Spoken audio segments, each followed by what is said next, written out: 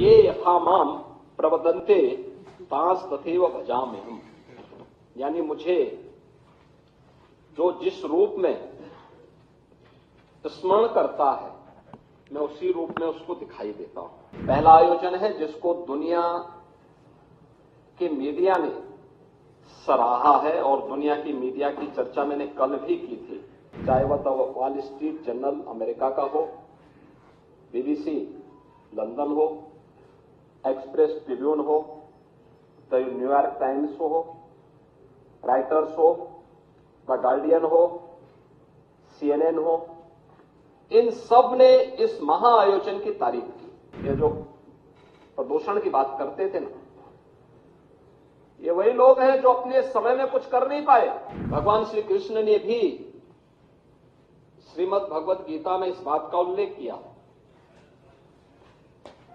ये यथा माम प्रवदन्ते तांस तथैव भजाम्यहम्, यानी मुझे जो जिस रूप में स्मरण करता है मैं उसी रूप में उसको दिखाई देता हूं। और मुझे लगता है कि जिसकी जैसी दृष्टि थी उसको वैसे ही सृष्टि प्रयागराज में देखने को मिली। पहला आयोजन है जिसको दुनिया के मीडिया ने सराहा है और दुनिया की मीडिया की चर्चा मैंने कल भी की थी। मैं उसको बहुत लंबा नहीं खींचना चाहूंगा, लेकिन फिर भी चाहे वह वॉल स्ट्रीट जर्नल अमेरिका का हो, बीबीसी लंदन हो, एक्सप्रेस ट्रिब्यून हो, द न्यूयॉर्क टाइम्स हो, राइटर्स हो, द गार्डियन हो, CNN हो, इन सब ने इस महाआयोजन की तारीफ की।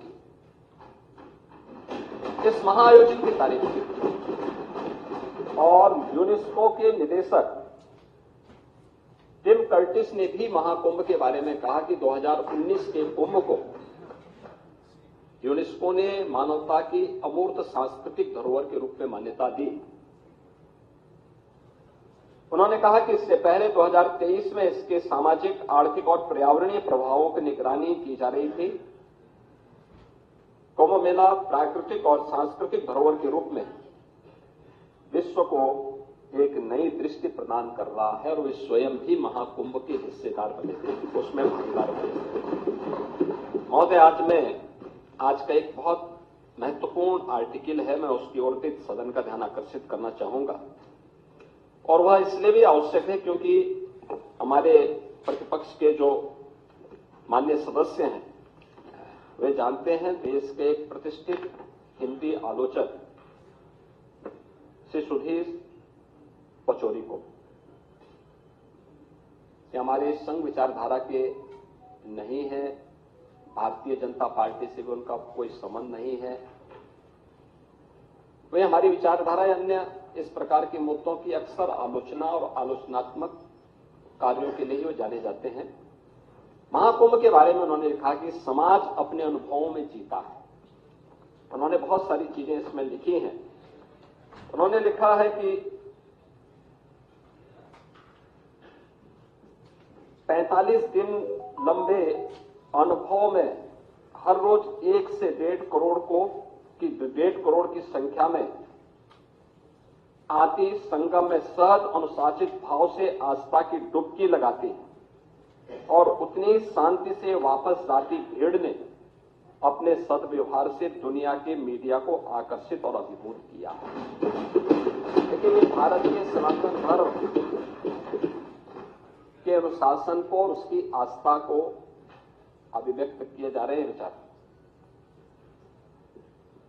उन्होंने ये भी लिखा है कि ऐसी उदारता, सहजता, सहनशीलता, विनम्रता और शालीनता गहरा आदर भाव पैदा करती है। यानी भारत के प्रति और सनातन धर्म के प्रति हर व्यक्ति के मन में यह जो भाव है, आपने देखा होगा 66 करोड़ 30 लाख से अधिक श्रद्धालु आते हैं और इन 45 दिनों में प्रयागराज हो, उत्तर प्रदेश हो, कहीं भी कोई लूट की घटना नहीं, कोई अपहरण की घटना नहीं, कोई दुष्कर्म बलात्कार की घटना नहीं, कोई भी छेड़छाड़ नहीं, कोई भी ऐसी घटना नहीं जिसके बारे में कोई अपने आप को शर्मिंदा महसूस करे। ये सामाजिक अनुशासन नहीं तो क्या है? एकात्मता का इससे अच्छा उदाहरण। जाति के भेद, सारी सीमाएं टूट गई। कोई जाति का भेद नहीं, कोई पंथ का भेद नहीं, कोई संप्रदाय का भेद नहीं, कोई क्षेत्र का भेद नहीं। देश की सीमाओं को भी लांघने वाला, वसुधैव कुटुंबकम के भाव को जागृत करने वाला महाकुंभ एक नया संदेश दुनिया को दिया है। और अंत में श्री सुदेश पचौड़ी इस बात को भी लिखते हैं अपने आर्टिकल में कि क्या पता कि ऐसे ही निंदकों के प्रतिकार में इस महाकुंभ में इतने रिकॉर्ड तोड़ श्रद्धालु आए ताकि दुनिया जान ले कि समस्त हिंदू समाज एक है। यानी जो लोग महाकुंभ की निंदा कर रहे थे उनके बारे में वो कहते हैं कि जो लोग कभी पॉल्यूशन को लेकर के, कभी व्यवस्था को लेकर के, कभी किसी अन्य झूठी खबर को लेकर के तमाम प्रकार से इस महाकुंभ के आयोजन को किसी न किसी प्रकार से हतोत्साहित करना चाहते थे, लेकिन उन सब निंदकों को मुंहतोड़ जवाब देने के लिए जनता जनार्दन प्रतिकार के रूप में भी वहां पर उपस्थित होते हुए दिखाई दिए। उन्होंने कहा कि नहीं, हम सब एक हैं ताकि दुनिया जान ले कि समस्त हिंदू समाज एक है। यही नहीं, महाकुंभ ने एक नया हिंदू विमर्श भी पैदा किया है कि हे पश्चिमी आधुनिकता, जिसे तूने दूषित किया वह अब भी हमारे लिए पवित्र है। याद करिए, जिस गंगा की पवित्रता और अविरलता के बारे में प्रश्न उठ रहा था 2014 के पहले, नमामि गंगे परियोजना के पहले उत्तर प्रदेश के अंदर मां गंगा 1000 किलोमीटर दूरी तय करती है, बिजनौर जनपद से बलिया जनपद तक। इन 1000 किलोमीटर के दायरे में सबसे क्रिटिकल पॉइंट, और एक क्रिटिकल पॉइंट केवल उत्तर प्रदेश के लिए नहीं था, गंगोत्री से लेकर गंगा सागर तक के इस पूरे 2500 किलोमीटर के दायरे में था, वह कानपुर था।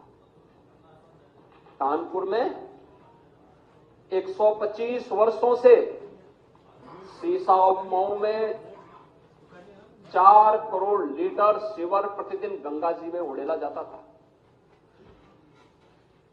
हम आभारी हैं प्रधानमंत्री मोदी जी के, जिन्होंने नमामि गंगे परियोजना के माध्यम से इस योजना को प्रभावी ढंग से लागू करने के लिए हमें पर्याप्त धनराशि उपलब्ध करवाई। यद्यपि पैसा 2015 में भी उन्होंने उपलब्ध कराई, लेकिन समाजवादी पार्टी की तत्कालीन सरकार ने उसको लागू करने के लिए कोई कदम नहीं उठाए। ये जो प्रदूषण की बात करते थे ना, ये वही लोग हैं जो अपने समय में कुछ कर नहीं पाए और हमें अवसर मिला तो डबल इंजन की सरकार ने सीसा मऊ के सीवर पॉइंट को सेल्फी पॉइंट बनाने का काम किया। एक भी बूंद सीवर आज के दिन पे मां गंगा में कानपुर में नहीं जाता है। और यही बात उन्होंने कहा कि ये सीवर पॉइंट बनाने का काम किसने किया, सीवर वहां तक गिराने का काम किसने किया था? अंग्रेजों के समय प्रारंभ हुआ था। तो पश्चिम के जो विचारक आज हमें उपदेश देते हैं,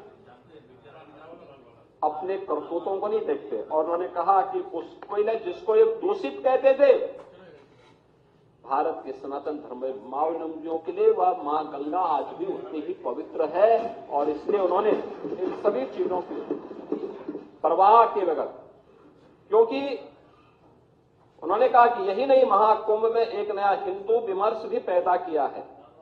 ये पश्चिमी आधुनिकता जिसे तूने दूषित किया वह भी हमारे लिए पवित्र है, क्योंकि यही हमारी सुरसरी है जो बहते बहते हरेक को पवित्र करती रहती है। और विज्ञान भी तो यही कहता है कि बहता हुआ जल अपने आप को पवित्र करता रहता है।